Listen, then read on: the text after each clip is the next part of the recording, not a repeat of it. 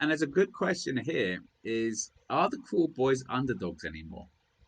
Because they had the underdog prize this year. But they are doing pretty well. New tactics. They there's some really good stuff. Sneaky Hex removes wards. Shaman giving poison to Bolt Boys. The I still hate the killer bow, but everything else is really good. Cool. That's a really cool callback to one of remembers our Vanguard or War Clans box. Well, I spent too long slagging off the, and I'm going to get into it again. So I'm going to stop.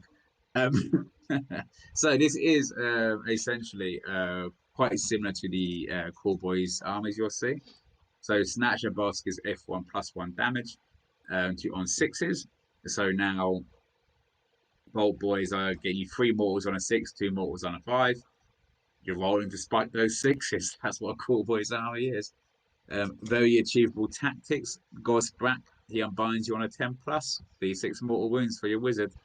Not not many small wizards have 7+ wounds, so that's a risky play to start Nope. making there.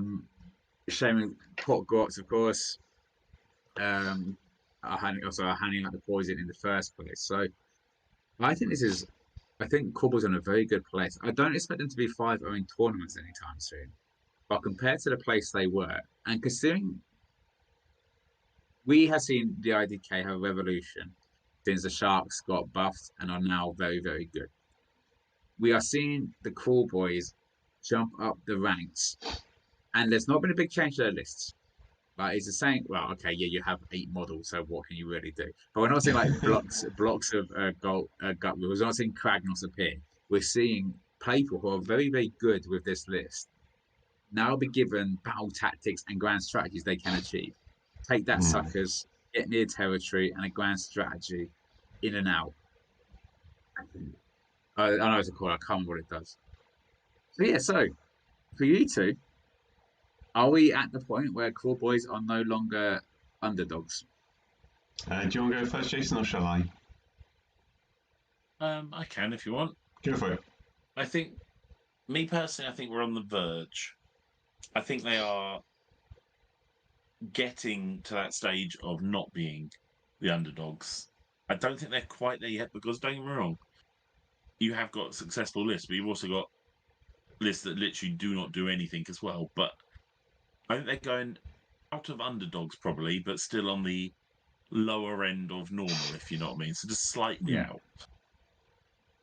But you've seen some armies that you said if they spike, they can destroy anything. But I don't always spike, which is because that's what spiking is. Yeah. Otherwise, you're broken. Yeah. Paul. So yeah, I'm going to build on what you just said there, Jason, a little bit. I'll go a little bit further forward. Yeah, like Sharky just said here, this list felt powerful. I think it could go 4-1 and have hands of a good player, and that's what I was going to say. I think that ultimately Kruelboyz are one of those high skill ceiling armies where you like playing orcs, great. Iron Jaws aren't so hard to do, and you just go and smash in. Kruelboyz takes a little bit more thinking and methodology around it all.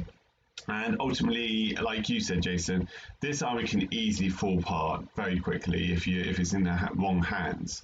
But you get in the right hands with someone who's had a lot of experience with Kruelboyz or perhaps just orcs in general and the mentality of playing that army.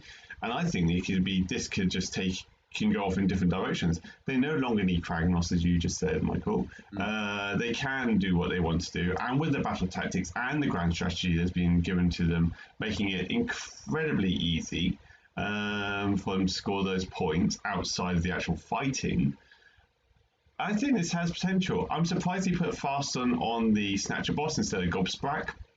I've never actually played Kruelboyz, but I've played against them, and in both instances where the Gobsprak was around, Faston was on Gobsprak, and he was just going back and forth through his behind his lines, and was just doing what he wanted to do with them. But yeah, I agree with what Sharky said. I think a list like this could potentially do really well. And I think you're right. I was very surprised that Kruelboyz was still classed as an underdog army, especially as UKTC had the opportunity to see the update in the rules. But yeah, it goes to show that either you win or you don't with this army. It's not kind of like a middle ground almost. Yeah, absolutely. We know Kieran, who's one of our guys, last year was ranked Number on the one. top Yeah. table. Sorry, as number one is a Kruelboyz player. Sorry, not there's no tables on this war game.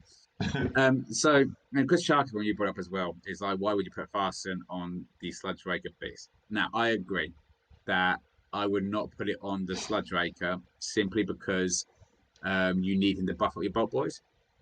However, there is a play. I see Kieran use this one, so I'm giving away your tactics, Kieran. Sorry. Using Fasten. No, so I'm thinking of Super Sneaky. Because Super Sneaky, you can force people to take the first turn by just dumping something right in front of them. They got a choice Right. there. Fasten could be good for grabbing intimidating invaders, moving them out the way of stuff. But yeah, sorry, now I'm correcting myself. And yeah, Gosbrack jumping forward, doing a bunch of stuff, and jumping back is much more effective than having a Sludge Raker who you want to buy your Bolt Boys until it's time to unleash him, maybe to turn 4, turn 5, where it's like, right, now stuff needs to die. Yeah. Well, now stuff needs to get into melee. So yeah, interesting choice. I'd like to know the reasons behind that. But yeah, and as for the hands of the player, 3-2 with Kruelboyz or top of the 3 wins. It's nothing to sniff at. No, It's a definitely good not. result, a very good result. Considering a lot of people know how this army plays, like they've been around. We know that you want to stay out of range. So well done, Jack. As far as I'm concerned, Yeah, absolutely. I look forward to telling everyone that you're the best Kruelboyz player, so I can have fun taking the mick out of Kieran. Yeah, he's going to point out to That's Kieran. the kind of friend I am. Oh, Sharky, was this your list? Oh, Sharky's. Oh, I see. Yeah, no, sorry. Yeah, we'll probably use Smellion next time to try and make him more tanky. Yeah, I think so. Like I said, it's gobsmacked scary at the moment in the meta with the GHB.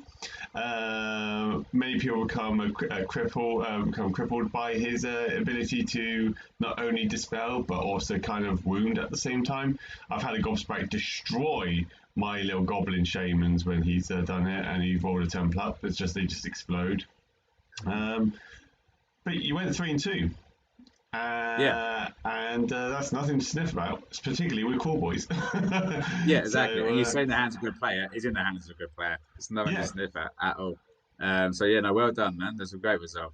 Absolutely. But yeah, it's the Fasten, which as you're saying as well, is that the best place for it? But yeah, look forward to seeing you get those getting you Getting further up on the boards. Cheers. Thanks. Yeah. Right.